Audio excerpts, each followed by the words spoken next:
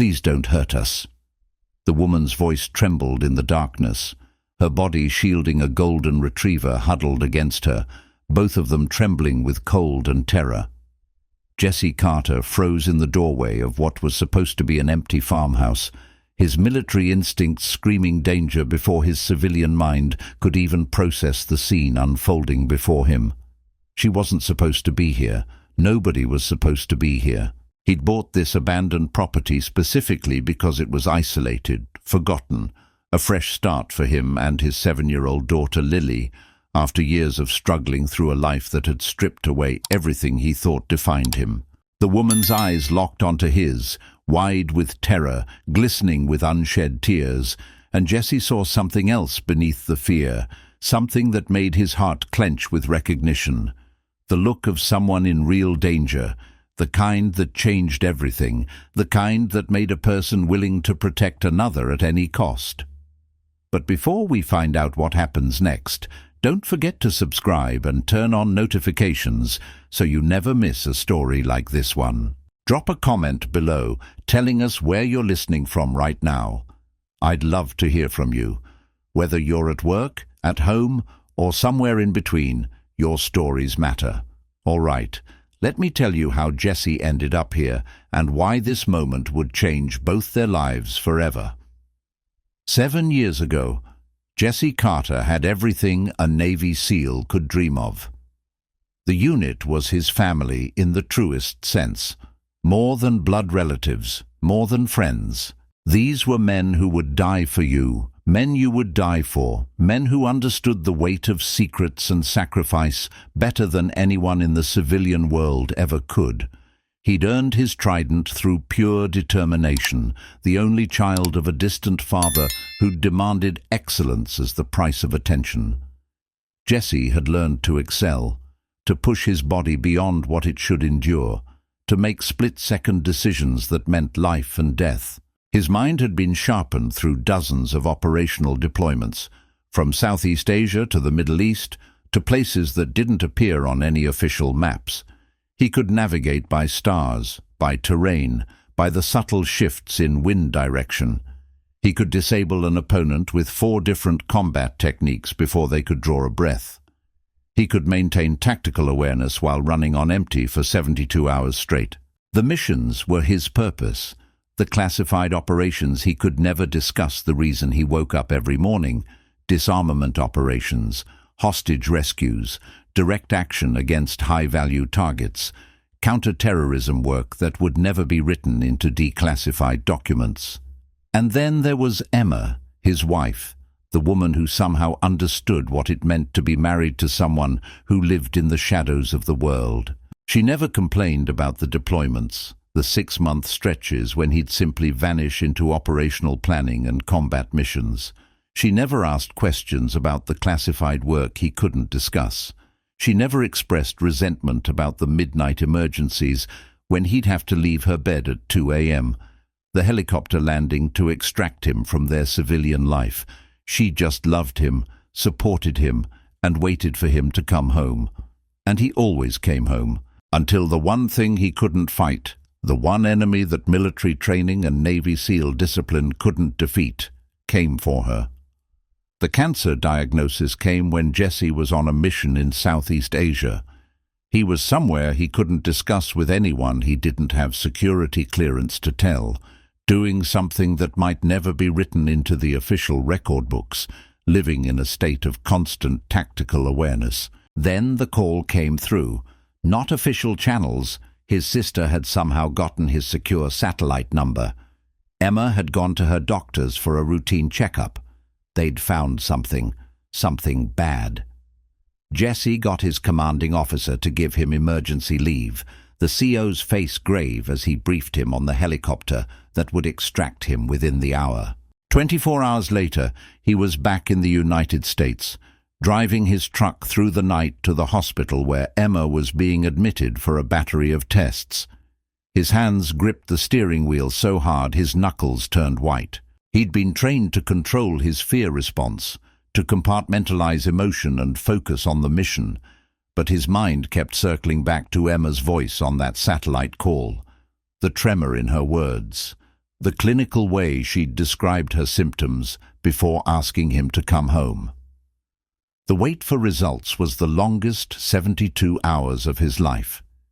He sat in hospital waiting rooms painted in soothing colors designed to calm anxiety, but they only made him feel more trapped.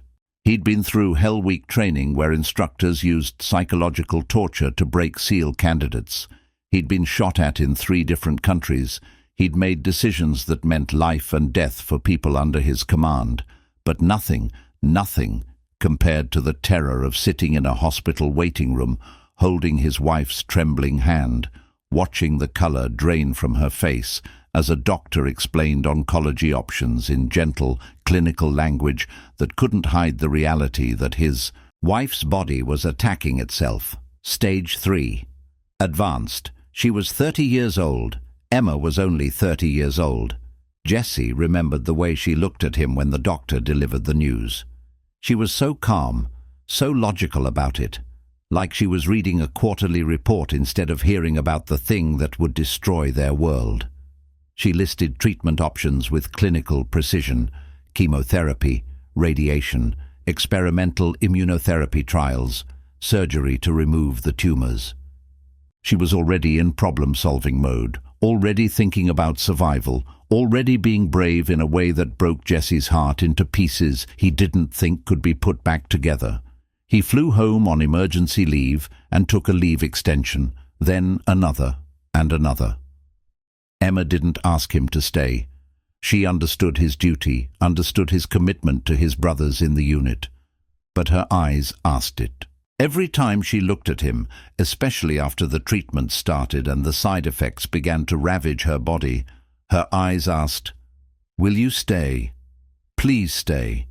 He'd wake in the night to her vomiting in the bathroom, her body convulsing from chemotherapy, and he'd hold her hair back and watch the woman he loved disappear incrementally, cell by cell, day by day.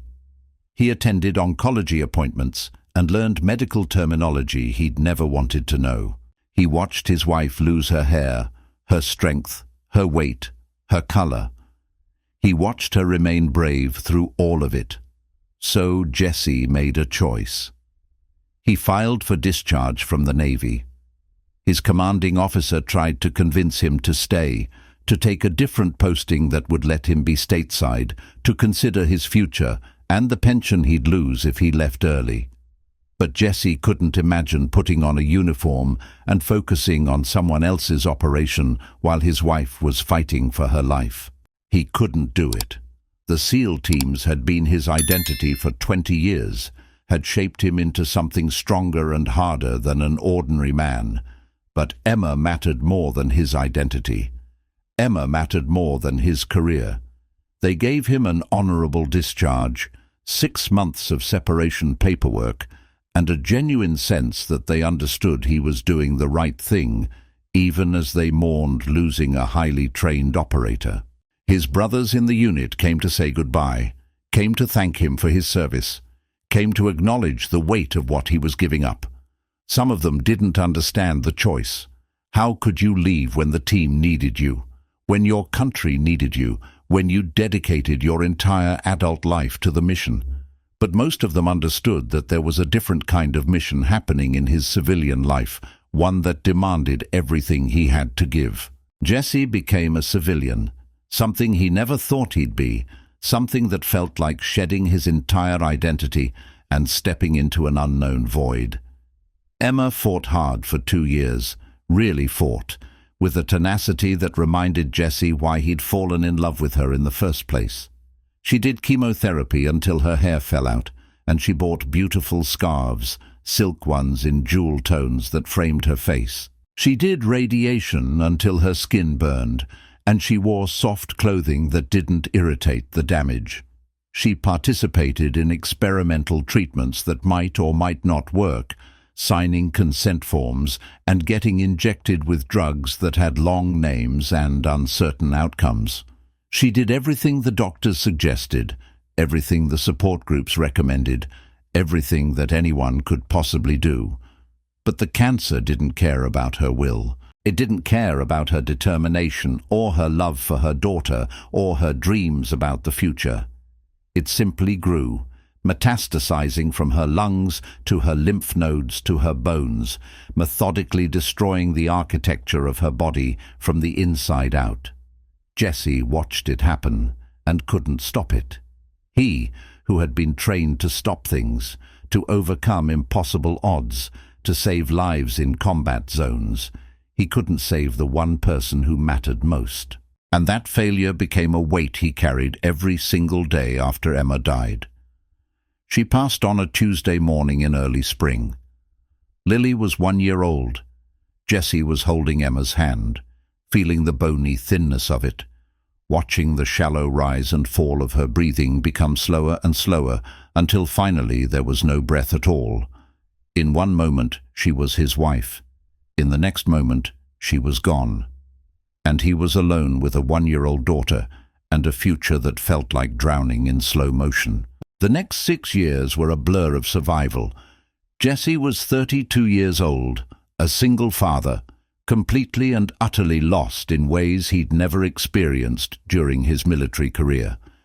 He'd faced death in combat, had made decisions under impossible pressure, but nothing had prepared him for the quiet desperation of being alone with a 1-year-old daughter and a grief that felt like drowning in slow motion. People reached out. Emma's family, his military friends, counselors and therapists who understood combat trauma. But nobody could reach the darkness he'd fallen into. He was drowning in his own living room, surrounded by well-meaning people who couldn't comprehend the weight of what he was carrying. He went through the motions. He applied for custody, which was never in doubt. Courts didn't hesitate to grant a decorated Navy SEAL honorable custody of his biological daughter. He accepted Emma's life insurance, which gave him enough to buy a modest apartment near her parents' house so they could help with childcare. Lily would grow up knowing her grandparents, would have more stability, more love, more hands to hold her when her father was drowning. He started looking for work, but the nightmares came every night. The hypervigilance that had kept him alive in combat, now making him see threats in everyday situations, the inability to be still making it impossible to hold a typical job. The Navy wanted him back. They offered him positions, told him his discharge could be reversed, promised him support and understanding. But Jesse couldn't imagine putting on a uniform while his daughter grew up with babysitters, couldn't imagine missing the early years of her childhood, couldn't imagine being part of a world that took people away from their families.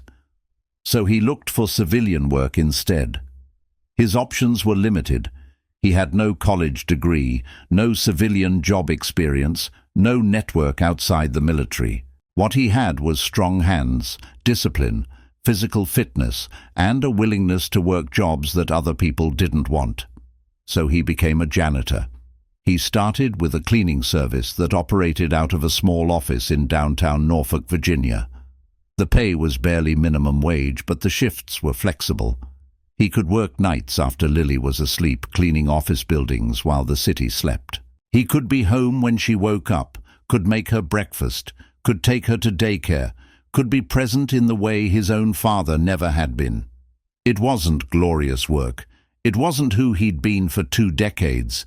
But it paid the bills and kept him present in his daughter's life, and he did it without complaint, without resentment, with the kind of steady determination that came from understanding that being a father mattered more than being a Navy SEAL.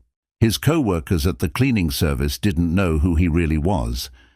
They knew him as Quiet Jesse, the guy who always showed up on time, who worked harder than anyone else, who never complained about the worst assignments or the most disgusting bathrooms. They knew him as someone reliable, dependable, maybe a little bit strange because he didn't talk much and never joined them for beers after work. What they didn't know was that he was a Navy SEAL. What they didn't know was that every night, after work, he went home to a daughter who was the center of his universe. What they didn't know was that he was saving every penny toward a dream that felt so fragile he was terrified to speak it out loud. He wanted to own a home, A real home, not an apartment, not a rental that could be taken away at the landlord's whim. A place where Lily could have roots, where she could plant a garden, where she could know the safety of having somewhere that was theirs and nobody could ever take it away. The farmhouse appeared in his life almost by accident, like fate had been waiting for the right moment to hand him what he needed. Jesse was cleaning offices in a real estate building, pushing his mop cart down the hallway, when a broker's desk caught his eye. The listing was for a 1970s farmhouse on 15 acres in rural Virginia, outside a small town called Millbrook. The house was abandoned for 5 years, required significant structural repairs, and was priced at an amount that seemed impossibly cheap.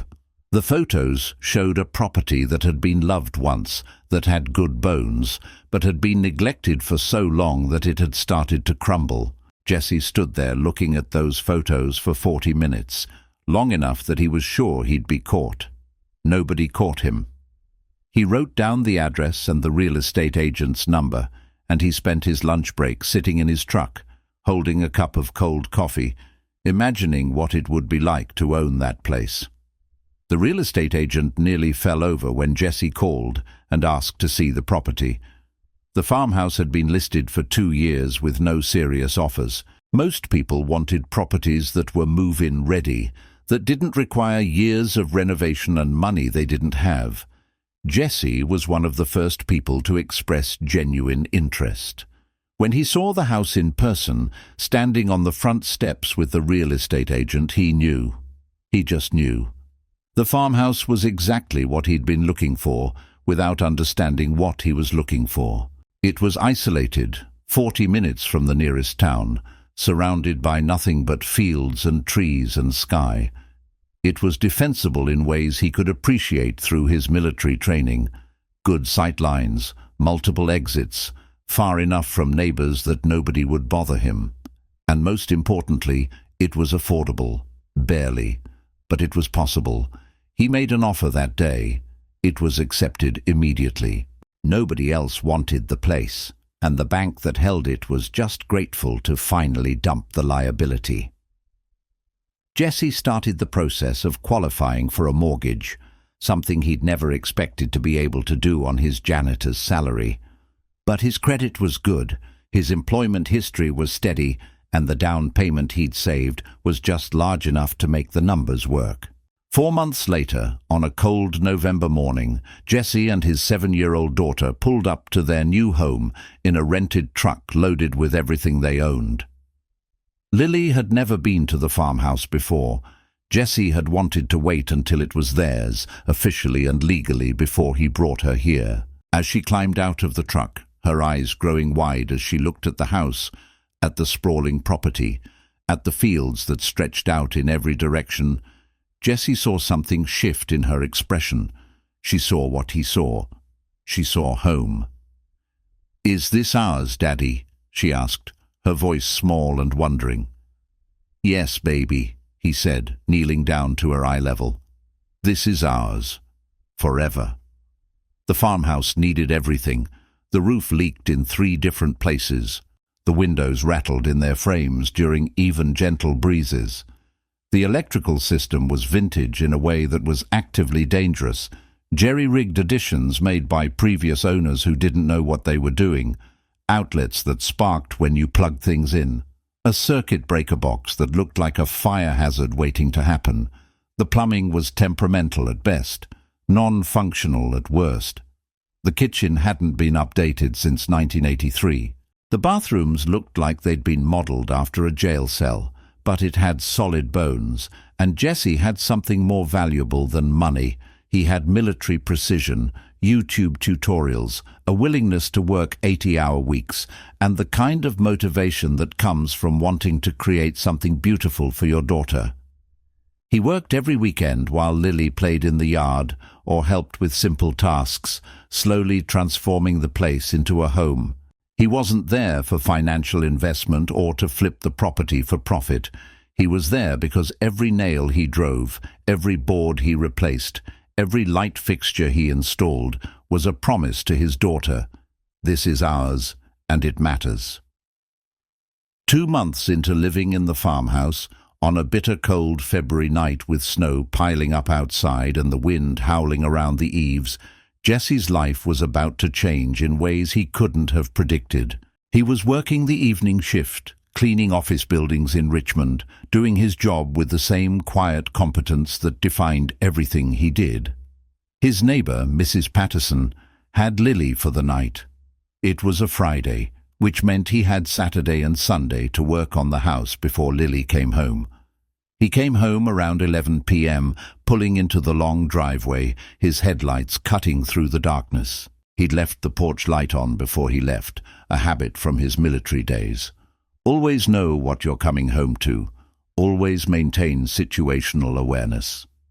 The light was off. Jesse's mind shifted immediately. Not into panic, but into tactical awareness, the training that had been embedded in him over 2 decades of military service. His hand tightened on the steering wheel. He pulled past the house and parked the truck on the far side of the property, out of sight from the road, in a spot where he'd have maximum visibility if he needed to defend the position. He got out slowly, carefully, keeping to the shadows and away from the porch lights that weren't on. The back door was slightly ajar. Jesse knew he'd locked it when he left. He always locked doors, always maintained security, which meant someone had opened it. Someone was inside his house. His hand went to his keys, selecting the oldest one, using it like brass knuckles, his knuckles curling around it in the way he'd been trained. Combat instinct made him approach the back door instead of the front, making no noise on the porch steps, keeping to the shadows that pooled behind the trees. He could hear something, a sound that made his blood freeze and then flood with adrenaline. A woman was whispering to someone. Her voice was urgent, terrified, and so full of desperation that it cut through Jesse's defensive posture. He moved toward the sound, his body automatically dropping into a crouch, his breathing controlled and silent. His mind was processing threat assessment. Armed? How many? Where are the exits? How quickly can I neutralize the situation? But something else, something he couldn't quite name, made him approach with caution instead of aggression. She was in the sitting room, a space off the kitchen that they'd never really used in the 2 months since moving in. In the darkness, illuminated only by the faint glow from the window where the moon caught the snow outside, Jesse saw her.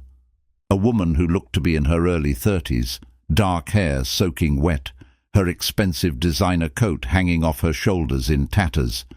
She was shivering violently, her lips blue with cold, and next to her, shivering even more severely, was a golden retriever. "Please don't hurt us," she whispered when she saw Jesse's shadow in the doorway. Her hand had moved to the dog's collar, her entire body positioning itself protectively between the animal and this stranger. "I don't have anything. Please, just let us go. I'll disappear. Nobody has to know we were ever here." Jesse's military training had prepared him for combat situations, for identifying threats, for rapid decision-making under impossible pressure. But it had never quite prepared him for the specific terror in a woman's voice, or the way she positioned herself to protect a dog, putting herself between the animal and potential danger. He recognized what he was seeing. Not a criminal, not a threat, but someone in genuine danger, and she was more concerned about protecting another living creature than about her own safety. He'd seen soldiers risk their lives to protect civilians, had watched good people put themselves in harm's way for people they'd never met.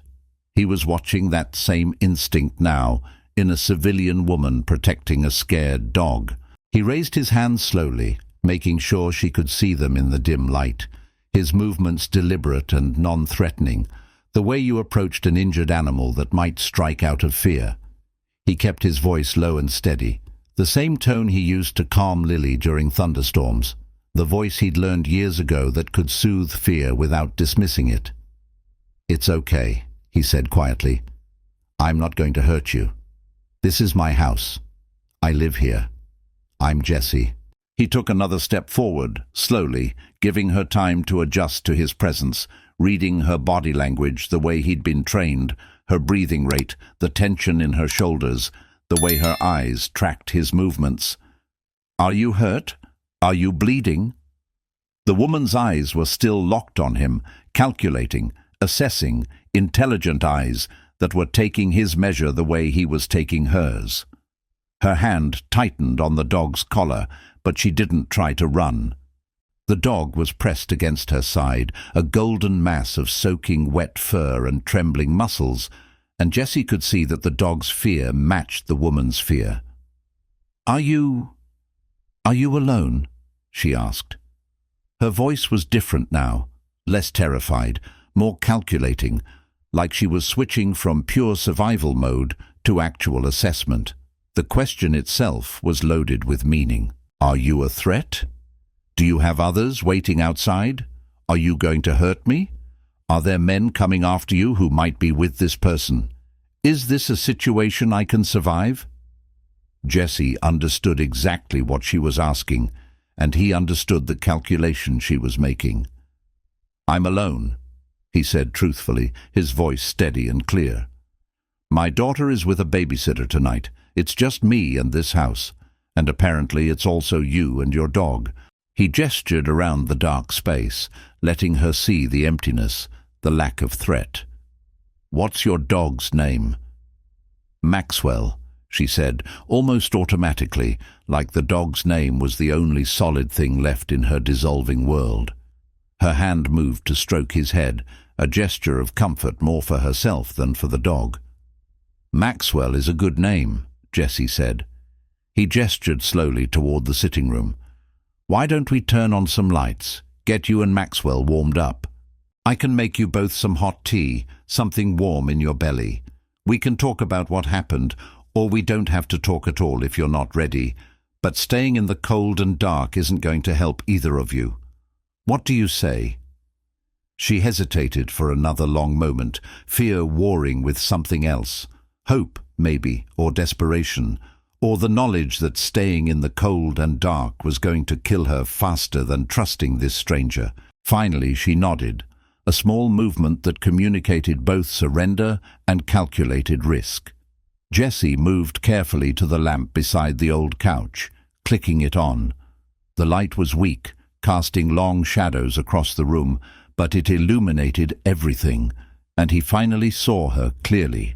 She was beautiful in the way that wealth and privilege usually marked a person, her face delicate and refined, her eyes intelligent and calculating even through the fear.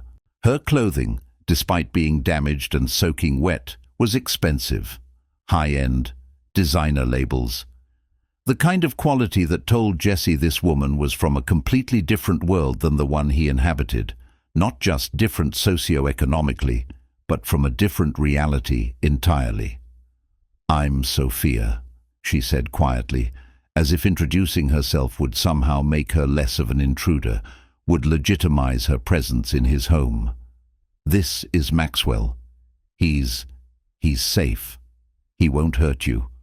He's actually scared of loud noises and thunderstorms and his own shadow. But I love him, and I needed to keep him safe. I couldn't leave him behind." "Jessie," he replied, moving toward the kitchen. "Come on, let's get you both warm. The dog can stay in here by the fireplace. When's the last time you've eaten?" He wasn't thinking strategically in that moment, wasn't assessing the risk-benefit analysis of helping a stranger. He was just responding to the basic human impulse to help someone in need, and his military training, instead of fighting against it, simply shifted into supporting it.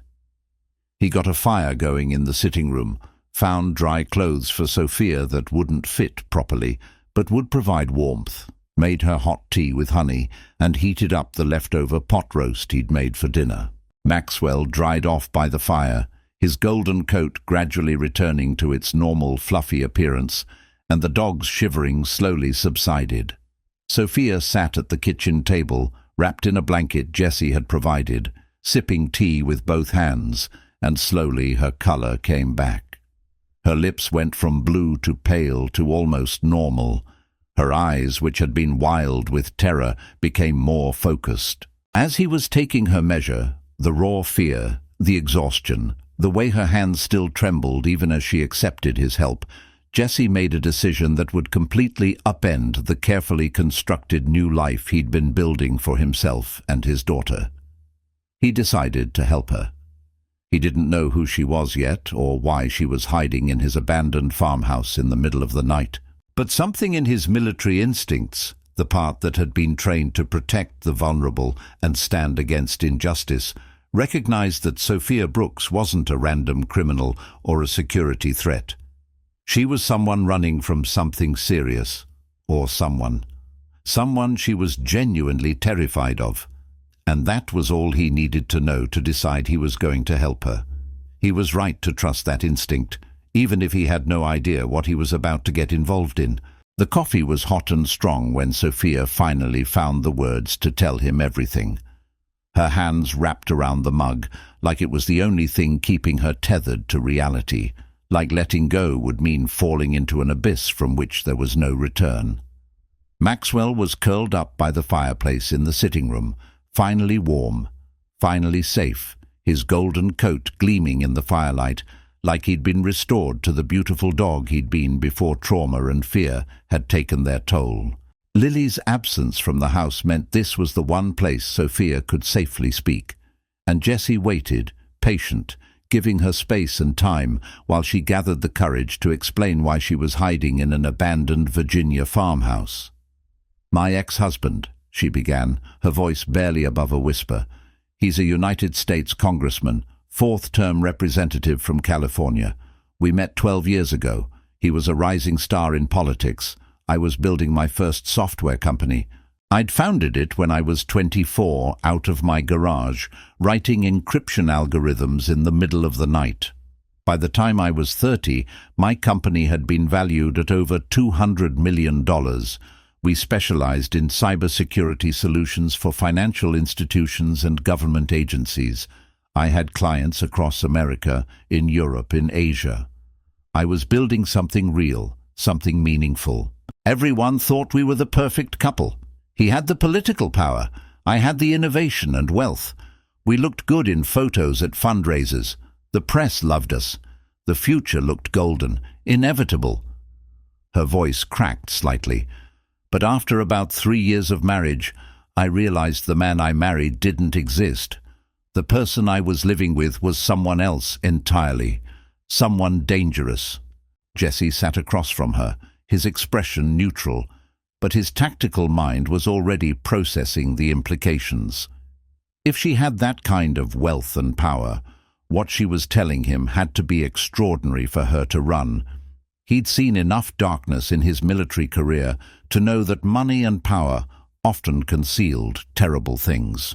He'd watched good people get corrupted by the systems they served, watched honorable men and women gradually transform into something else when enough power and pressure was applied.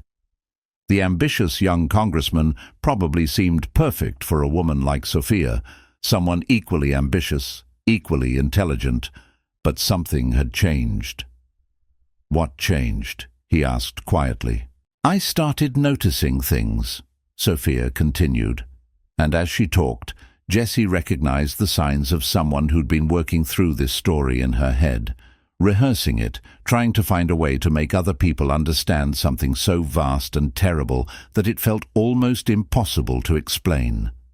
Money that didn't match his Senate salary, and believe me, Senate salaries are generous, but his were off. Conversations that ended abruptly when I walked into a room, late-night meetings with people who had that particular look, the way some of your military guys looked, if you know what I mean. Like they were trained for things that couldn't be discussed in polite conversation. Jesse nodded. He knew exactly what she meant. "I'm smart, Jesse, really smart. I didn't build my software company from nothing by being careless or trusting in things that didn't add up. So I started looking deeper. I used the exact same encryption-breaking techniques I'd developed for my cybersecurity clients to access his encrypted servers. I tracked his communications through the dark web, followed his digital footprint through channels he thought were untraceable. I copied files, dozens of terabytes of data, everything stored in encrypted cloud servers that I created under false identities. And what I found... She trailed off, her grip tightening on the mug until Jessie worried the ceramic might break. "What did you find?" Jessie prompted gently. "Everything," Sophia said flatly.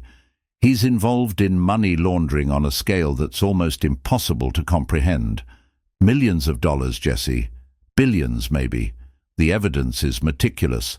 Bank transfers showing money flowing from legitimate tech companies owned by shell corporations into offshore accounts in the Cayman Islands, the Bahamas, Liechtenstein. The money then gets routed back into American accounts, cleaned and laundered, used to buy real estate, fund businesses, make political contributions. He's the middleman between international criminal organizations and legitimate American businesses. He's connected to people who operate outside the law in ways that make the government itself look complicit. Cartels, oligarchs, organized crime figures. And the worst part, he's been using his political position to cover it all up. Investigations get mysteriously closed. Witnesses disappear. Actual disappearances, Jessie. People who were going to testify against him simply vanished. People who ask questions have their lives destroyed through character assassination, financial ruin, manufactured scandals. And nobody asks how any of this is possible because he's too important, too connected, too protected by the system itself. Federal agents who've tried to investigate him have been mysteriously transferred or pressured into early retirement. DOJ prosecutors who wanted to build cases against him have been reassigned or fired. It's like he exists above the law completely. Jessie felt his jaw tighten. He'd seen corruption in the military, watched good people get burned while bad ones got promoted, witnessed the way power could create its own ecosystem of protection and complicity. But something about the scale of what Sophia was describing made his blood run cold. This wasn't just corruption. This was systematic, organized, insidious, in a way that revealed how completely the rules could be rewritten when you had enough power. "Does he know you found out?" Jessie asked. Sophia nodded, her eyes distant with memory. 2 weeks ago, I confronted him about it. I was naive. I thought because he was my husband, because we'd built a life together, that I could appeal to whatever conscience he still had left. I told him I had the evidence and I was going to the FBI. I thought he'd be angry, sure. I thought he might try to convince me to stay silent, but I never, ever thought he would. She stopped, unable to continue the thought. "Wouldn't what?" Jessie prompted gently. "Wouldn't kill me," she finished flatly. He tried. He had 2 men come to our house that night, both of them with that military bearing I recognized, both of them with clear instructions. They said he'd authorized it, that I was mentally unstable, that I was a threat to myself. They had documentation. They had lawyers ready. They were just going to make me disappear into a psychiatric facility where nobody would ever find me, and nobody would question it because he'd set up the narrative perfectly. He'd already started planting stories about my instability, about how I'd been paranoid, obsessed with conspiracy theories, making wild accusations against him. Who would believe a paranoid, unstable woman when a sitting congressman said she was delusional? Jessie's hands curled into fists. This was exactly the kind of calculated evil he'd spent his Navy SEAL career fighting against. Except this time, it was happening in America, in the system itself, perpetrated by someone the system was designed to protect. "How did you escape?" he asked. "Maxwell," she said, glancing toward the dog sleeping by the fire. "I was with them in a black SUV, heading toward a facility that didn't exist on any public record, toward becoming a disappeared person, and Maxwell started having a seizure. I'd just adopted him 3 weeks before, an abused dog from a rescue, neglected and traumatized, and the stress of the situation triggered something.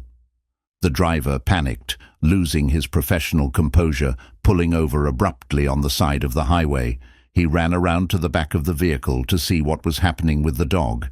His partner, the one sitting next to me, turned to check on Maxwell too. That was the only moment of vulnerability I was going to get. I just ran. I grabbed Maxwell and I ran out of that SUV, and he came with me because he was already terrified and at least I was familiar. And we ran until my lungs burned and my legs gave out miles away. We spent nights in homeless shelters, hiding in different towns, moving constantly using buses and trains to make sure they couldn't track us through cameras or license plate readers. Maxwell was the reason I survived.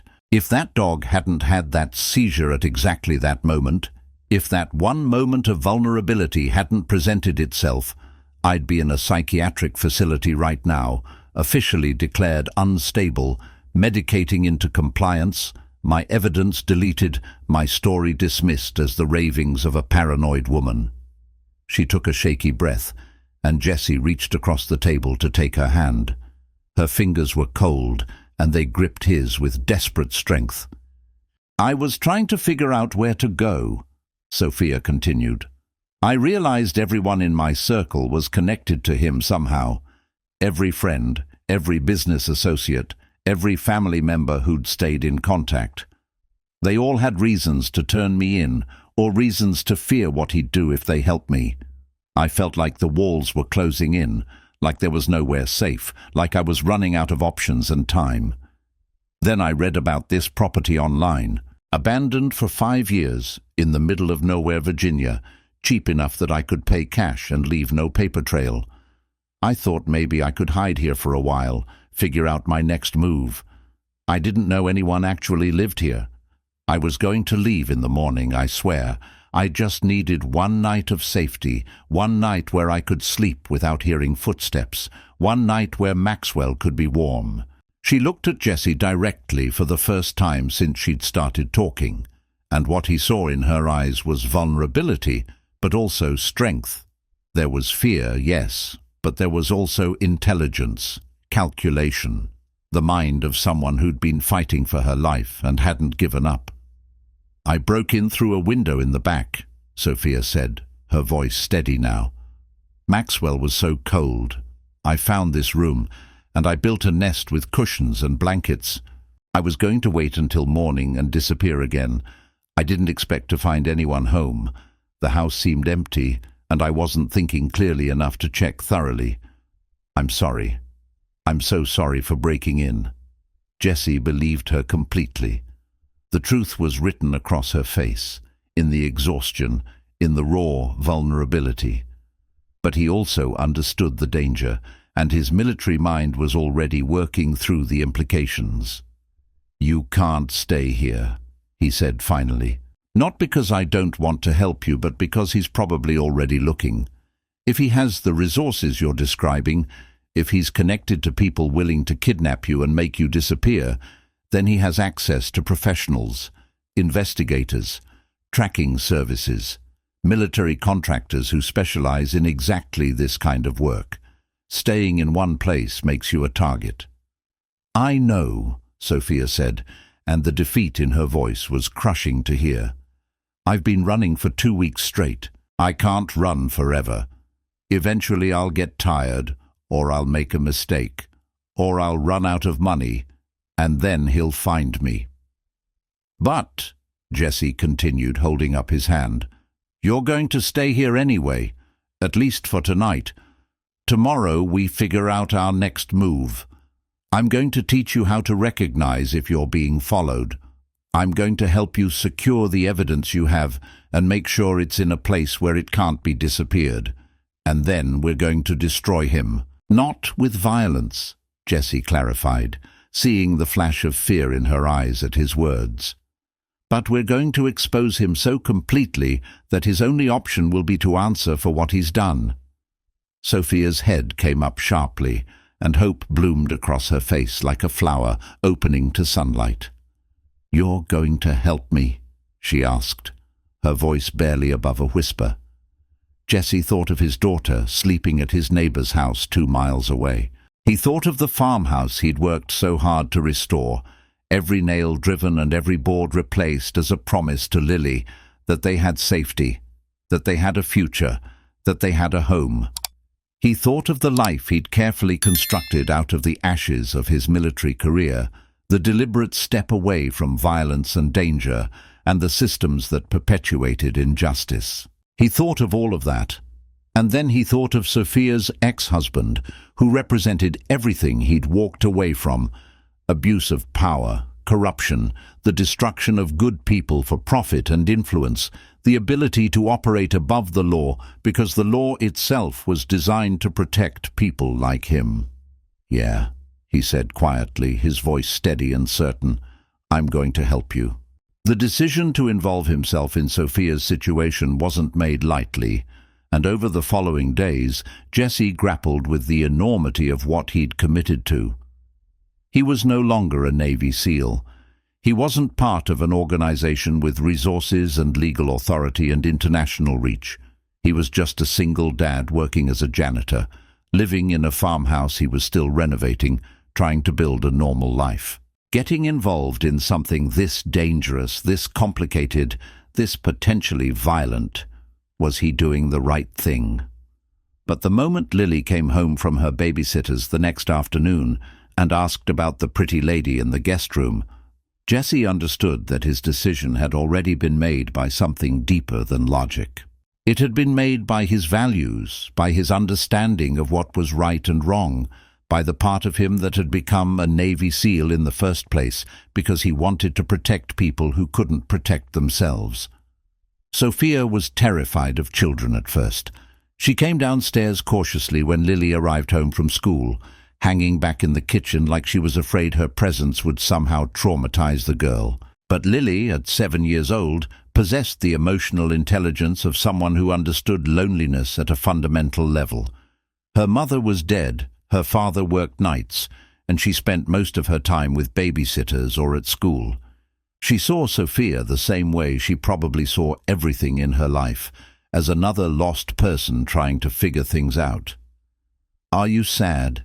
Lily asked Sophia directly, with the blunt honesty only a child could manage. She was standing in the kitchen doorway, her backpack still on her shoulders, her eyes fixed on the woman who'd suddenly appeared in her house. Sophia knelt down to Lily's eye level, her expensive clothes incongruous in the modest kitchen, her manicured hands trembling slightly. "Yes," she said simply, meeting the girl's gaze with absolute honesty. "I'm very sad, and I'm scared." "Me too," Lily replied, as if this was a common experience they could bond over. "I'm sad about my mum. She's in heaven, but I miss her every day. Sometimes I miss her so much it feels like I can't breathe." She paused, considering Sophia with the seriousness of a judge. "Do you have a mum?" "I do," Sophia said softly, and there was deep longing in her voice. "But I can't see her right now. It's not safe." Lily nodded like she understood completely, like she'd spent 7 years understanding things children should never have to understand. "Do you have a dog?" she asked. "I do," Sophia said, and a small smile played at her lips. "His name is Maxwell. He's sleeping by the fire." "Can I see him?" Lily asked, and without waiting for an answer, she pulled off her backpack and grabbed Sophia's hand. "Come on, we can be sad together. Dogs are really good at helping when you're sad. Daddy says Maxwell has a special gift for knowing when people need comfort." That was how it started. Lily decided, with the absolute authority of a child who'd known loss, that she was going to befriend Sophia. She brought Sophia books to read, a collection of children's stories that she'd loved when she was younger. She taught Sophia the game they played every afternoon, a pretend game about a magical forest where sad people could go to heal, where animals were always kind, where nobody ever left. She drew pictures for Sophia, simple crayon drawings of the 3 of them and Maxwell together, and put them on the refrigerator with magnets. Maxwell, for his part, seemed to understand that Sophia was emotionally fragile. The dog, sensing that this woman was broken in ways that matched his own brokenness, gravitated toward her constantly, resting his golden head on her lap with the weight of genuine affection, his brown eyes gentle and impossibly understanding. When Sophia would wake up in the middle of the night from nightmares, Maxwell would already be beside her bed, his presence wordless comfort.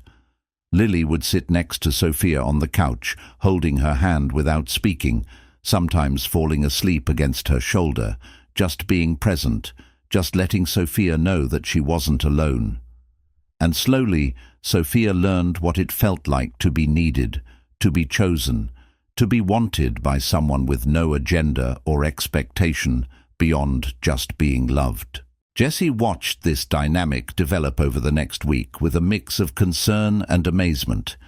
He'd been terrified that Lily's presence would make everything more complicated, that Sophia would feel like an intruder in their space, that having a stranger in the house would disrupt the careful balance he'd built between being a father and being a person. Instead, the three of them, Jessie, Lily and Sophia, fell into a strange new rhythm that almost felt natural, like they'd been waiting their whole lives for someone to complete the pattern. Lily blossomed in ways he hadn't expected. She was more confident, more open, more willing to share her sadness about her mother with someone who understood what it felt like to lose everything. Sophia became a mirror of her pain, and in witnessing that understanding, Lily learned that her grief didn't make her broken, it made her human. During the day, while Lily was at school, Jessie helped Sophia secure her evidence. She'd hidden her laptop and copies of files in encrypted cloud storage before she fled her home. Jessie had her walk him through everything, his military mind organizing it all into a coherent narrative that would be undeniable to law enforcement and impossible to dismiss. Financial transactions that traced money from political accounts through shell companies to offshore banks. Email chains that showed explicit discussions of corruption and cover-ups. Recordings of conversations where the congressman discussed payment for making problems disappear. Documents that detailed bribes, kickbacks and quid pro quo arrangements that would make a prosecutor's eyes light up. It was extensive, detailed, and absolutely incriminating. "We go to the FBI," Jessie said, reviewing the materials on the secure laptop he'd purchased from a Best Buy 2 towns over, paying cash and using a burner phone to set up the account. "We don't go to local police. Too much chance of corruption, too many connections your ex-husband might have cultivated. We go straight to the federal level, straight to the people with the resources and authority to actually investigate this." "I tried," Sophia said wearily, her eyes haunted by the memory. "I made a call 2 weeks ago, explained everything to an agent, told him what I had. The FBI was supposed to meet me at a safe location. But before that meeting could happen, I was arrested for trespassing at my own house. When I was released, I found evidence that my husband had been in contact with the agent I'd called. Not just in contact, he'd convinced the agent that I was making things up, that I was suffering from a mental break, that any evidence I had would be unreliable because it had come from someone who was psychologically unstable. That's when I knew I couldn't trust anyone in the system." Jessie felt his jaw clench, his hands curling into fists. This was worse than he'd thought, far worse. The corruption ran deep enough that federal law enforcement couldn't be trusted, that the system itself had been compromised at the highest levels, which meant they needed a different strategy, a way to force the system to act, because ignoring the evidence would be worse than admitting what had happened. "What about a lawyer?" he suggested, though even as he said it, he was already realizing the answer. Sophia laughed bitterly, the sound broken and harsh. "My husband is a United States congressman. Every major law firm in D.C. has worked with him, donated to his campaigns, or is hoping to in the future. I made calls to 3 different attorneys. Each of them seemed interested until I told them who I was fleeing from. Suddenly they were unavailable. Suddenly they had conflicts of interest. Suddenly they weren't taking new cases. I can't trust the legal system either. Jesse understood then that Sophia had been boxed in completely. Every institution that should have protected her had been compromised or was complicit.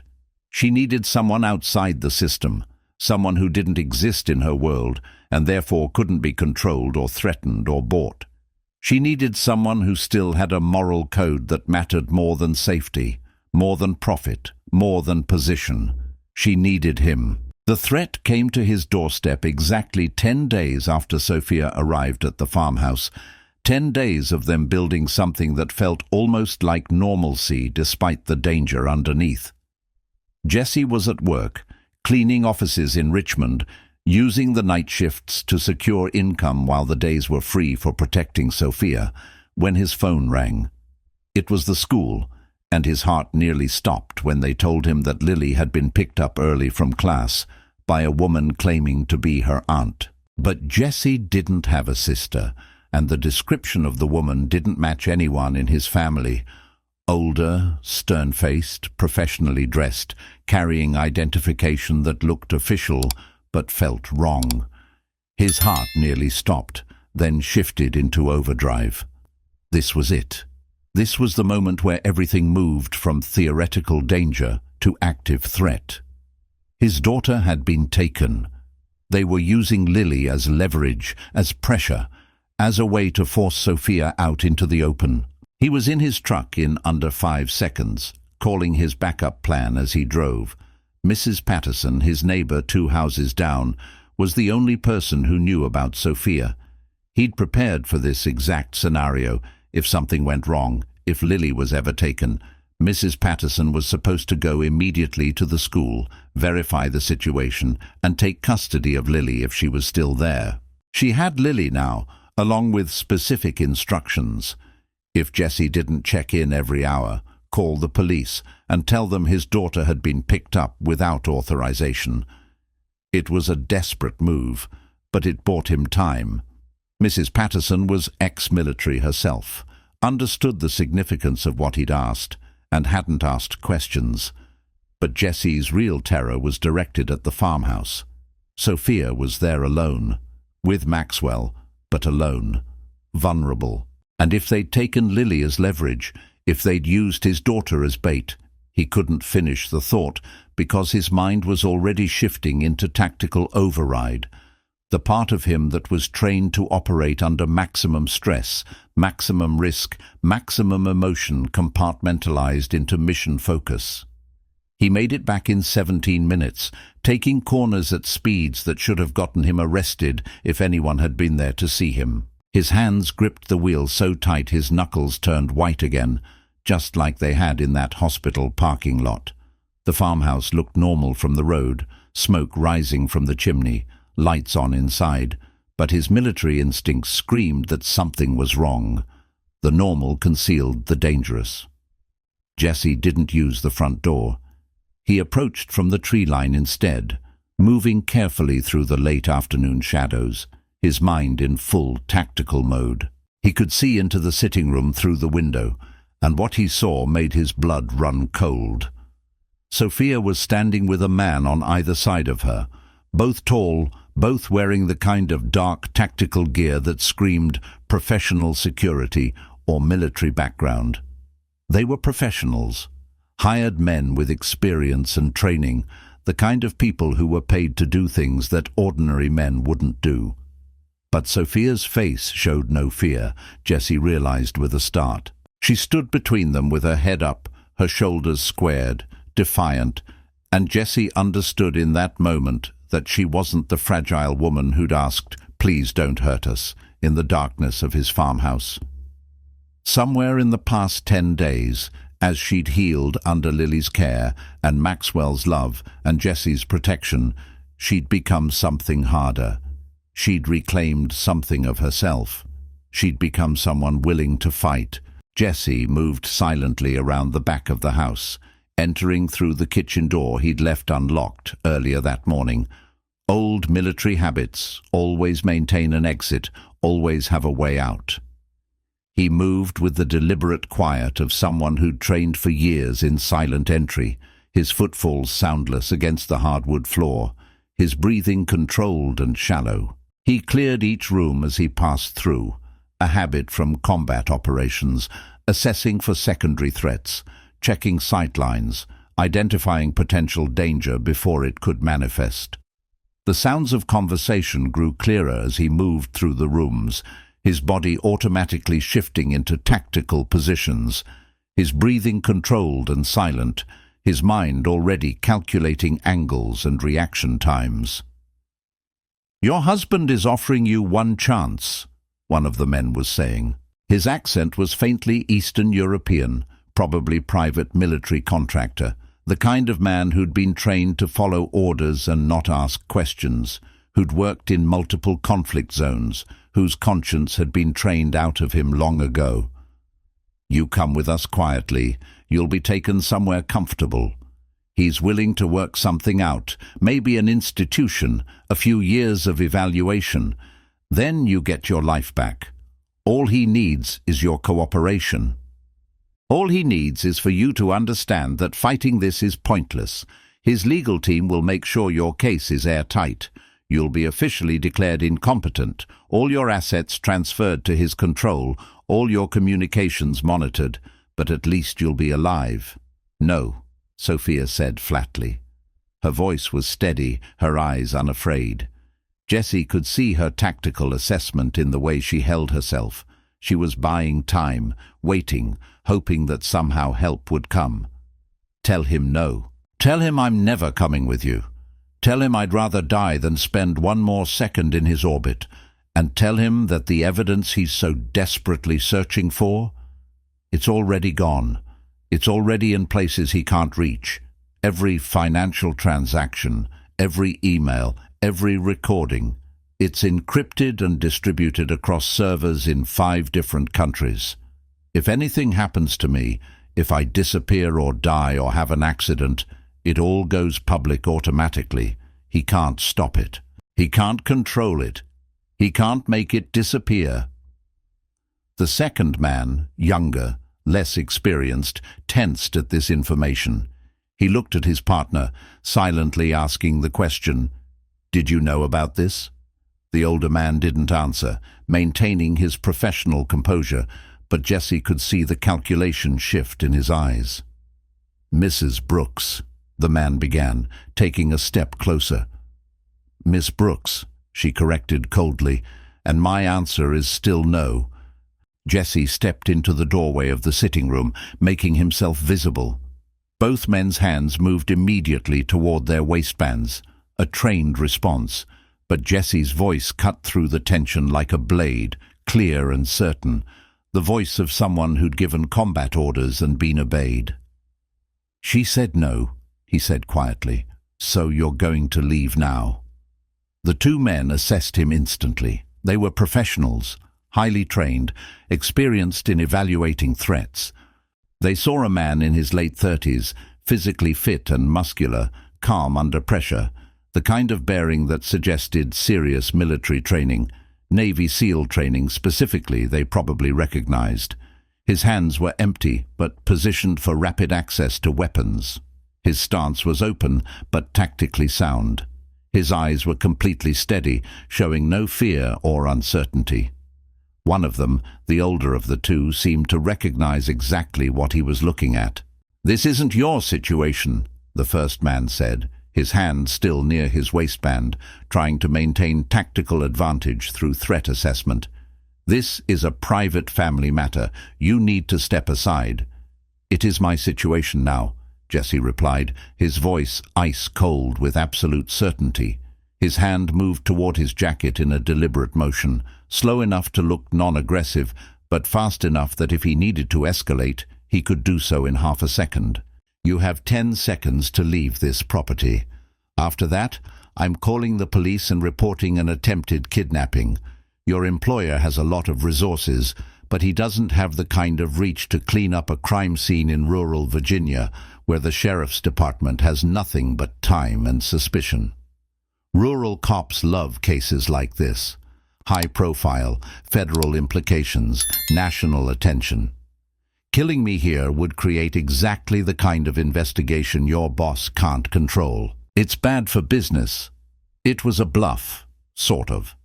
Jesse had no illusions that the congressman couldn't have this whole situation buried, evidence destroyed, witnesses intimidated, police investigations derailed. But what the man didn't know was that Jesse wasn't trying to defeat him in court or convince the legal system. He was trying to buy time and make the risk assessment unfavorable. Hired men like this worked on cost-benefit analysis, on the mathematical probability of success versus consequences. A struggle in a rural farmhouse against a trained SEAL who clearly knew what he was doing, with police response guaranteed within 10 minutes due to an automatic call system he'd obviously set up in advance, with the job becoming exponentially more complicated, with the employer potentially abandoning them to save his own skin if things went wrong.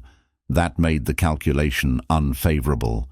A simple snatch and grab became a complicated situation that could get them killed or imprisoned. Their payment wasn't high enough for that level of risk. The first man held Jesse's gaze for a long moment, his hand still near his waistband, clearly doing the math. His eyes flickered between Jesse and Sophia, assessing the situation one more time. Then, very slowly, he withdrew his hand. He made a small gesture to his partner, a motion that said, "Let's go," a command that communicated professional respect for a tactical situation that had shifted beyond their control. Without another word, both men turned and walked out of the house. Jesse followed them, maintaining sightlines, until they were in their SUV. Jesse heard their truck start, heard it drive away down the long driveway, kicking up gravel and dust. He watched the taillights disappear into the gathering dusk. Only then did he allow himself to exhale. Only then did he register that his hands were shaking, that his heart was pounding, that the adrenaline surge was overwhelming his training for a moment. Sophia crossed the space between them and threw her arms around him. She was shaking, not with fear but with something else. A kind of desperate relief that said she'd been holding it together on pure willpower, that she'd been terrified they were going to take her again, that she'd been one moment away from having to fight back and knowing she'd lose. "Thank you," Sophia whispered. "Thank you for coming back. I thought—" "Shh," Jesse said, holding her tighter. "You're safe. They're gone." But he knew, even as he said it, that this was far from over. If anything, his intervention had escalated the situation. The congressman would know now that Sophia had protection, that she had help, that she wasn't alone. The next move would be more aggressive, more dangerous, more final. They weren't trying to kidnap her anymore. They were trying to eliminate her as a problem. He needed to shift his strategy immediately. When Lily came home an hour later, it was with Mrs. Patterson looking shaken and worried. But Lily herself seemed fine, almost calm. She explained that a nice lady had come to pick her up, saying she was Jesse's friend, and that they had a surprise planned. Lily had almost gotten in the car before Mrs. Patterson arrived at the school to verify. When she couldn't confirm the woman's identity, she'd taken Lily anyway. Jesse held his daughter, feeling the reality of how close he'd come to losing her crash over him like a wave. This was no longer theoretical. This was no longer a situation they could handle by staying quiet. They needed to go on the offensive, and Jesse needed to use every single skill from his Navy SEAL training to make sure they won.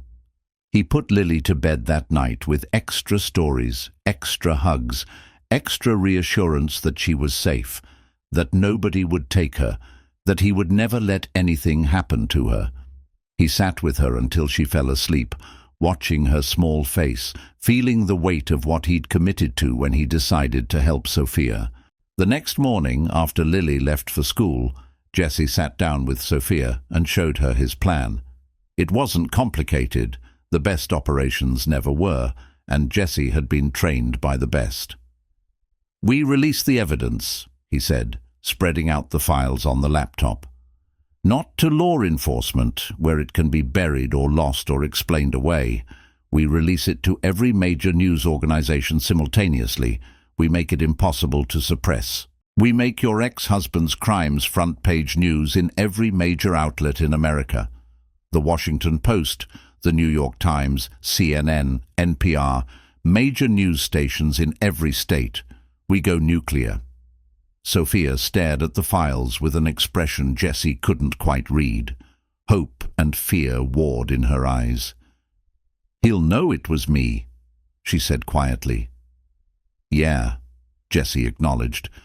"He'll know. But once it's public, once every news organization in the country is running the story, killing you becomes counterproductive. Dead whistleblowers get investigated. Their deaths get scrutinized. Their evidence gets given weight by their sacrifice. But a live whistleblower can be sued, intimidated, pressured. The system prefers live problems to dead ones. And most importantly, he'll be desperate and out in the open. And desperation makes people make mistakes." "And what about you and Lily?" Sophia asked quietly, her voice full of concern. "Releasing this information makes you visible too. Makes your daughter visible. He has resources." "He does," Jessie agreed.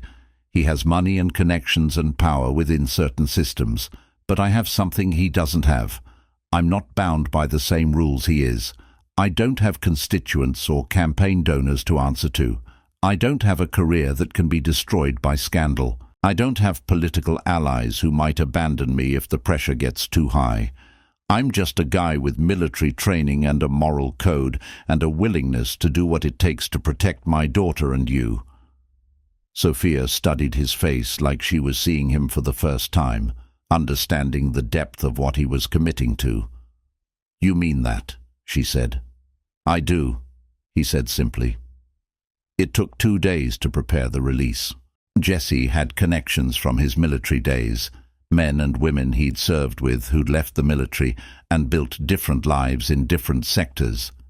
A journalist friend from SEAL Team 3 was now an investigative reporter for the Washington Post, someone Jessie trusted completely. A former commanding officer had gone into corporate security, but still believed in justice and still answered Jessie's calls at 2 in the morning.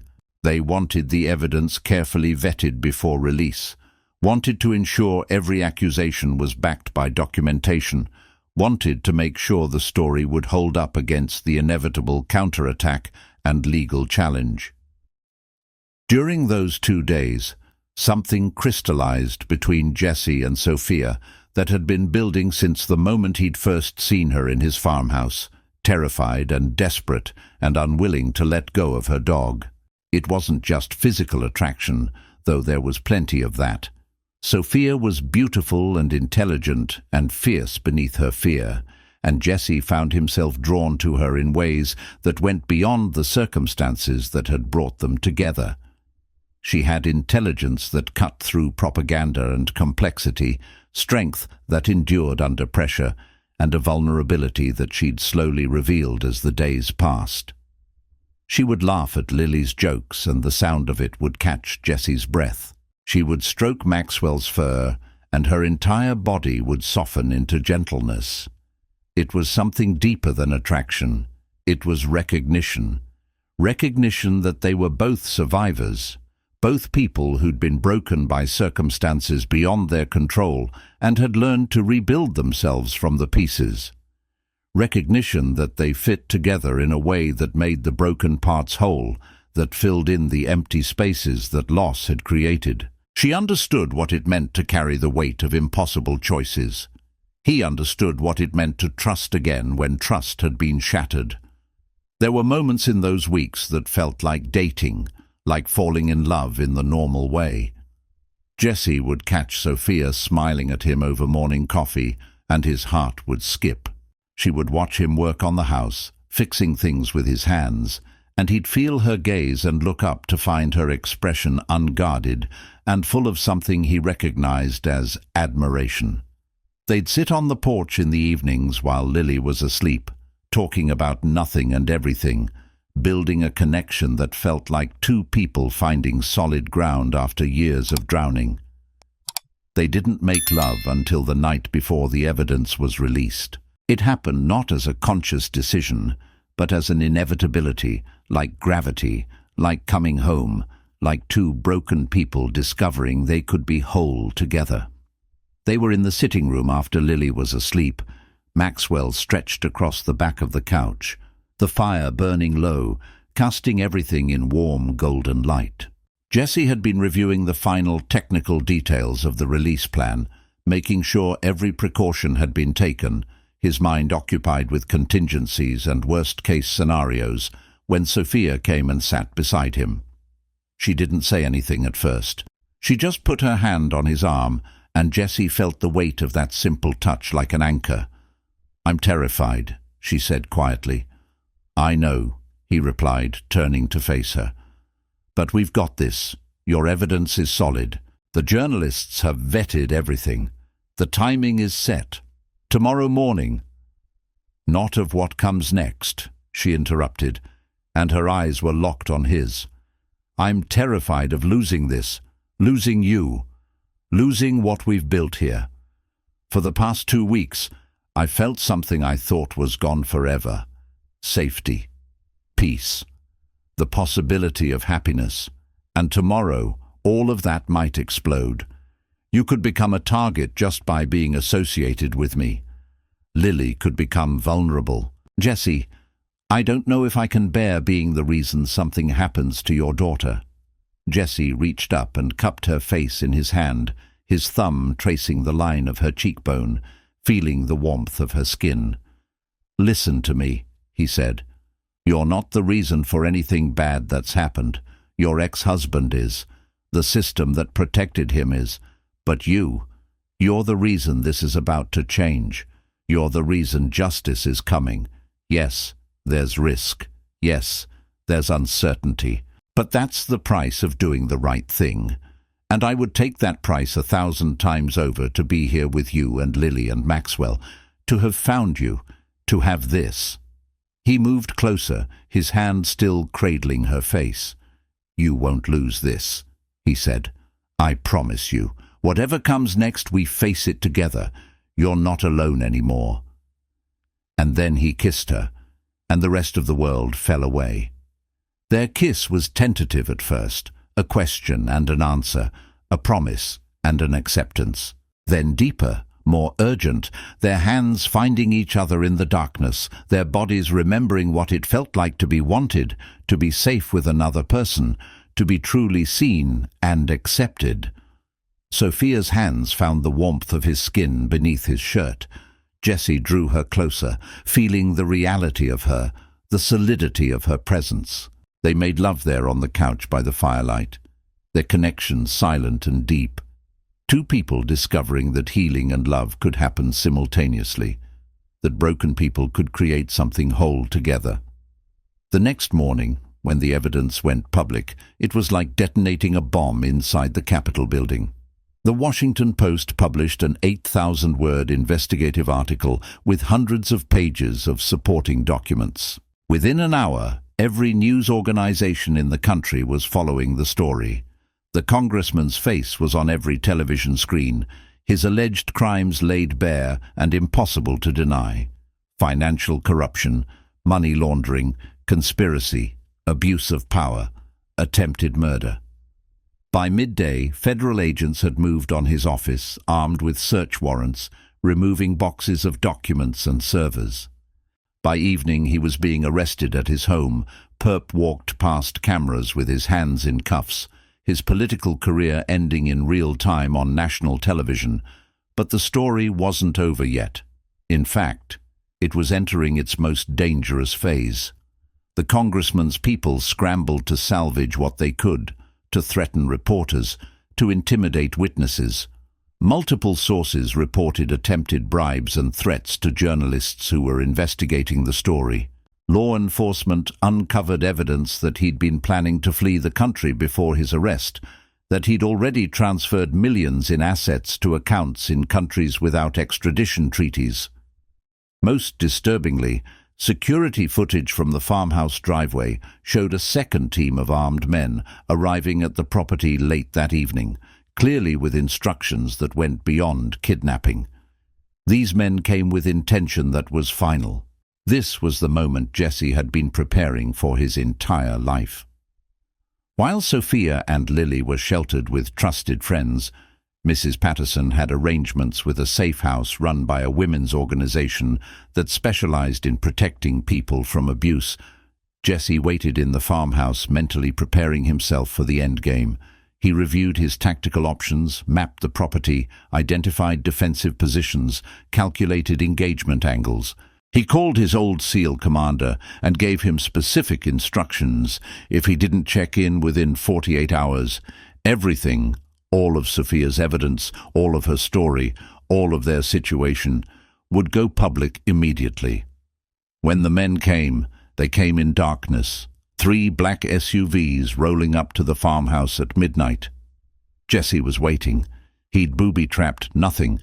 He refused to risk civilian casualties, but he'd positioned himself with maximum defensive advantage. There were 4 of them, heavily armed, moving with tactical precision that suggested private military contractor training, experience in combat operations. They had night vision, suppressed weapons, radio communication, and the confidence of men who believed they were coming to execute an unsuspecting target in an isolated location. They didn't expect to find resistance. They expected to find a farmhouse with a single woman, alone and vulnerable. What they found was a man with 20 years of Navy SEAL combat training, fighting for everything he loved. It wasn't pretty. It wasn't the kind of thing that would ever be on television or talked about in polite conversation. Jesse moved through that farmhouse like an instrument of precision and control. The first man came through the front door, and Jesse disabled him with a strike to the solar plexus, followed by a leg sweep. The man was on his back, gasping for air, his weapon falling away before he even understood what had happened. The second man, hearing the commotion, came through the kitchen door. Jesse met him with a lock that dislocated the man's elbow, forcing him to drop his weapon, followed by 3 precise strikes that left him unconscious on the floor. The third man managed to get 1 shot off, a suppressed round that went through the kitchen window, before Jesse was on him, using the man's own momentum against him, using leverage and technique against raw strength, leaving him broken but alive on the ground. The fourth man, the professional, the leader, actually attempted to talk to Jesse, to reason with him, to convince him that fighting this was pointless. Jesse responded by methodically advancing on him, cutting off every escape route, boxing him into the corner, and finishing the engagement with a submission hold that rendered the man unconscious without permanent injury. Jesse held the position long enough to confirm unconsciousness, then released and checked each man for weapons, securing them, ensuring none of them could rouse and continue the fight. When the dust cleared and local law enforcement arrived, summoned by Jesse's emergency call, every one of the men was apprehended without a shot being fired. 3 of them had serious injuries but were stable. 1 of them had a dislocated elbow that would require surgery. None of them would ever fully return to active military contractor work, but they would live and they would face justice. Jesse's training had taught him how to disable, incapacitate, and remove threats with overwhelming precision and control. He'd used every single bit of that training, and he'd done it without crossing the line into lethal force. The line had been razor thin, had required absolute discipline and complete mastery of his body and his training, but he'd held it. The federal investigation expanded then. What had started as a financial crimes case now included conspiracy to commit murder, human trafficking, organized crime connections, and charges that kept piling up like snow in a blizzard. The congressman fought back through expensive lawyers and every corrupt contact he'd ever cultivated, but the evidence was undeniable. Sophia's documentation was meticulous. The attempted murders were backed by surveillance footage. The money trails led to people in federal prison, people who were suddenly very willing to testify against him in exchange for reduced sentences. 2 months after the story broke, The congressman was sentenced to 45 years in federal prison for financial crimes, conspiracy, and attempted murder. His co-conspirators were convicted one by one. The investigation uncovered an entire network of corruption that reached into multiple government agencies, multiple corporations, and multiple countries. People who'd protected him, people who'd helped him hide his crimes, people who'd participated in his schemes, they all started falling as the pressure increased. Sophia became a symbol of whistleblower courage. She gave interviews carefully vetted by her legal team, told her story without flinching, and used her platform to advocate for stronger protections for people trying to report corruption. She testified before Congress about the need for witness protection programs that actually functioned, about the necessity of separating law enforcement investigations from political pressure. Her tech company, which she'd feared was destroyed by association with scandal, experienced an unexpected renaissance as clients, and investors rallied to support her. Tech industry leaders publicly endorsed her. Venture capitalists called with offers to expand her company. Universities asked her to lecture about cybersecurity and ethics. The public loved a story about a woman standing up to corruption, about David defeating Goliath, about the system actually working when enough light was shined on the darkness. She could have gone back to her old life, back to California and board meetings and the power structures she'd been part of before. Corporate boards wanted her. The woman who'd exposed a congressman, the entrepreneur with a $200 million company. She could have rebuilt her company, expanded it, made herself even richer and more powerful. She could have left Lily, left Jesse, left the farmhouse, and gone back to the life that had been waiting for her. Her mother, whom she'd been separated from, reached out and wanted to reconcile. Her father, estranged for years, sent letters of apology and request for forgiveness. Instead, she chose to stay. It happened slowly, not as a dramatic decision, but as a series of quiet choices that accumulated over time. She hired someone to run her company remotely, someone she trusted to make decisions in her absence, to expand the business while she focused on healing and building a life. She rented an apartment in the nearest town to be closer to Lily's school, close enough to be present in her daughter's life, but far enough away that she had her own space, her own sanctuary, where she could process everything that had happened. She started volunteering with the women's organization that had helped her escape, teaching other survivors how to document evidence, how to protect themselves, how to fight back against the people who wanted to silence them. She began healing. 3 months after the congressman's conviction, Lily came home from school and asked a question that stopped both Jesse and Sophia in their tracks. They were in the kitchen. Jesse was making dinner. Sophia was helping Lily with her homework, when Lily suddenly looked up from her math worksheet. "Are you going to marry Sophia?" Lily asked, looking between them with the straightforward logic of a 7-year-old who understood the important things in life better than most adults. "Because I think you should. Maxwell thinks so too." Maxwell, hearing his name, lifted his head from his dog bed and wagged his tail enthusiastically, as if voting yes to the proposal. Jesse and Sophia looked at each other across the kitchen table. There was no pressure in the moment, just honest assessment. Over the past 3 months, they'd become a family. Not just in the romance sense, though there was absolutely romance. There were stolen kisses in the kitchen when Lily was upstairs, knowing looks across dinner tables, nights when they fell asleep intertwined like they'd been designed to fit together. But they were a family in the deeper sense. 3 people and a dog who chose each other every day, who protected each other, who made each other whole, who understood each other's broken places and loved each other anyway.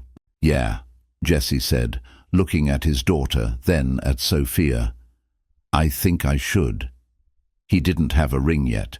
Jesse hadn't had time to think about jewelry or planning or any of the formal structures that society had built around marriage, but he didn't need a ring for what came next. He reached across the table and took Sophia's hand, their fingers intertwining, his dark eyes meeting her lighter ones with all the intention and certainty of a man who'd found his purpose. "Sophia Brooks," he said, his voice steady and sure, carrying the weight of everything they'd survived together. "I love you. I've known you for 3 months, and I can't imagine my life without you. You're stronger than anyone I've ever met. You're braver. You make my daughter laugh, and you make me believe in second chances. Will you marry me?" Sophia's eyes filled with tears, but she was smiling, really smiling, the kind of smile that transformed her entire face into pure joy. "Yes," she said. "Yes, absolutely yes." Lily cheered from her chair, and Maxwell jumped up barking, and somehow in the midst of the celebration, with his daughter laughing and his future wife crying happy tears and his dog spinning in circles, Jesse felt his entire life shift into alignment. The broken pieces of who he'd been, the Navy SEAL, the grieving widower, the single father struggling in the dark, weren't just healed. They were transformed into something stronger and more beautiful than they'd been before. The wedding happened 5 months later in the spring, with the farmhouse as the backdrop and the Virginia countryside in full bloom. They'd completely renovated the house by then, new roof, updated electrical that met code, fresh plumbing, a complete kitchen makeover, new flooring throughout. The exterior had received a fresh coat of paint in soft ivory with black trim and white shutters. The front steps had new flower beds where Lily had planted tulips and daffodils, where butterflies would visit in the warm months.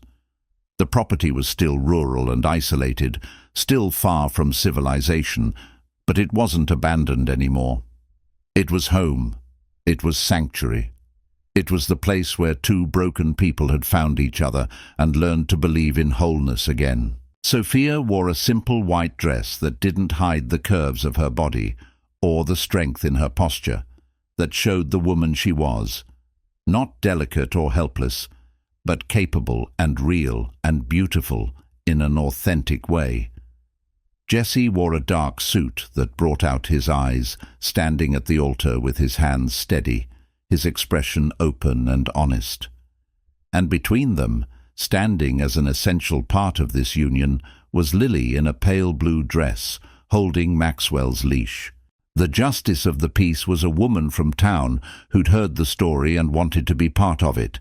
The reception was small, just the closest friends and family, including Mrs. Patterson and the volunteers from the women's organization who'd helped Sophia escape, who'd sheltered her and Lily and Maxwell, while Jesse faced down the men who'd come for them. A local caterer provided food that was simple and delicious. Someone had strung lights across the farmyard. And when Jesse kissed his new wife as the sun set over the Virginia hills, painting the sky in shades of orange and purple, it felt like something sacred had occurred. Not just the legal formality of marriage, but the completion of a journey they'd all taken together, the full circle of loss and fear and danger transformed into love and safety and hope. 1 year later, standing on the same front porch where Sophia had hidden in fear on that bitter February night, Jesse watched his family. Lily was 8 now, almost 9, tall and confident and kind, in a way that suggested Emma's soul had somehow found its way into her. She had Emma's curiosity, Emma's capacity for love, Emma's determination to see the good in people, even when the world gave her reasons not to. She was teaching Maxwell a new trick. The dog was getting older, his golden coat greying around the muzzle, his breathing slightly laboured after a year of warmth and safety and love, but his eyes were bright and eager and full of joy. The dog who'd saved Sophia's life with a perfectly timed seizure was now the patriarch of this new family, respected and loved, his presence essential to their healing. Sophia stood beside Lily, her arm around their daughter, laughing at something Lily had just said, her face open and happy in a way Jesse had never seen during those first terrifying days. The fear was gone, replaced by confidence and peace, and the kind of joy that comes from knowing you made the right choice, even when that choice was the hardest thing you ever did. She'd won her legal battle. The congressman was serving his sentence, and appeals were being systematically denied by judges who'd reviewed the evidence and found it overwhelming. The women whose lives had been destroyed by his corruption were testifying at sentencing hearings. The witnesses who'd disappeared were being found and given second chances at normal lives. She'd established a non-profit that helped corporate whistleblowers document and report crimes safely, that provided legal support and protection to people trying to do the right thing. She'd become an advocate for policy change, testifying before Congress about the need for stronger protections for people who reported corruption. She'd become living proof that speaking truth to power was possible, that one person with courage could change everything. But the most profound change was simpler than all of that. She'd become happy, not in a naive or temporary way, but in the deep, resilient way that comes from survival, from being known completely and loved anyway, from having a home and a family that chose her every single day, from knowing that the worst thing she'd feared happening had happened, and she'd survived it and become stronger. Jesse pulled up a chair and joined them on the porch, settling into the warmth of the late afternoon sun. He wasn't a Navy SEAL anymore. That identity belonged to a different version of himself, a man who'd been shaped by war and trained for combat. He was someone new now. He was a husband. He was a father. He was a man who'd used his skills to protect the vulnerable, and that felt more like purpose than any military mission ever had. Maxwell rested his grey muzzle on Jesse's knee, and Jesse scratched the dog's ears, feeling the warmth of the sun and the presence of his family. This was what he'd been working toward since the night he'd bought the farmhouse, a place of safety, of belonging, of love without fear. This was what second chances looked like when they were real and true and built on sacrifice and commitment. Lily ran inside to get something she'd forgotten for dinner prep. Sophia reached over and squeezed Jesse's hand, their fingers intertwining like they'd learned to do 1,000 times in the past year, like this gesture had become a language all its own. No words were necessary. They'd been through too much together, survived too much, and built too much to need words anymore. "I was thinking," Sophia said quietly after a moment, "about what comes next." "What do you mean?" Jesse asked, though he had a feeling he knew. "I mean, we have the farmhouse," she said, gesturing toward the restored home behind them. "We have Lily. We have Maxwell. We have this life we've built together. What if we had a baby? Our baby?" Jesse felt his breath catch, felt emotion rise up in his throat. He thought about it. A child born from their love, who would grow up knowing both parents, who would never have to navigate loss the way Lily had. A brother or sister for Lily. An expansion of the family they'd created out of crisis and desperation and hope. A new beginning, truly, without the shadows of the past hanging over it. "Yeah," he said, his voice rough with emotion. "Yeah, I'd like that." Sophia smiled, that same beautiful smile that had first told him he could love again, that told him happiness wasn't just possible, but real, and Jesse pulled her close, his arm around her, the dog still resting against his leg, the sun still warming the porch of the farmhouse that had been the center of their redemption. The story of how Sophia Brooks and Jesse Carter found each other was a story about second chances. It was a story about how sometimes the most broken people, brought together by circumstance and danger, can build something whole that's stronger than either of them could have been alone. It was a story about how a simple farmhouse in rural Virginia became sanctuary, and how love, when it's real and tested by fire, can conquer everything: corruption, fear, loss, injustice, and the weight of the past.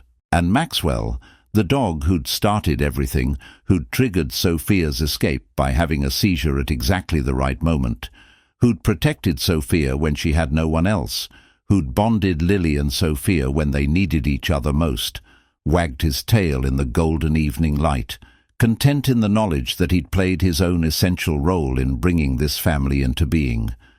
He'd been the bridge between two broken people that helped them believe in wholeness again. As the evening deepened and the family moved inside to prepare dinner together, Sophia setting the table with the dishes they'd slowly accumulated over the year, Lily mixing salad ingredients under Jessie's watchful eye, Maxwell waiting hopefully in case anyone dropped something, the farmhouse was exactly what it was meant to be, not just a building with walls and a roof, but a home, a place where love was real, where trust had been earned through sacrifice, where a second chance at family had been seized and made into something beautiful. Years later, when Sophia and Jessie's daughter Emma was born, named after Jessie's first wife in honor of the past and the woman she'd been, the farmhouse felt complete in a way it never had before. Little Emma, with her mother's intelligent eyes and her father's steady strength, would grow up knowing a different kind of family, one built not on biological accident, but on choice, on commitment, on the understanding that family is what you create when you choose to love, despite the risk. And when the teenage Lily, looking after her little sister, walked with Maxwell through the fields where wildflowers grew in the spring, where butterflies visited the flowers Lily had planted years before, and little Emma laughed at the dog's antics, and Jessie and Sophia watched from the porch, they all understood something fundamental about how life works. The worst things that happen to us don't have to define our futures. The darkness we survive can teach us to recognize and protect others moving through darkness. And the people we find in our lowest moments, when we have nothing left but honesty, can become the people we build our entire lives around. That was the real story, not the corruption or the crime or the danger. All of that was just the vehicle that brought two people together who were ready to believe in love again. The real story was a farmhouse in Virginia, a man with a haunted past learning to smile again, a woman with courage in her bones learning to rest, a girl with an open heart learning that families could expand and deepen, and a dog who'd been saved from darkness finding purpose in saving everyone he loved. The story was hope, and it was real.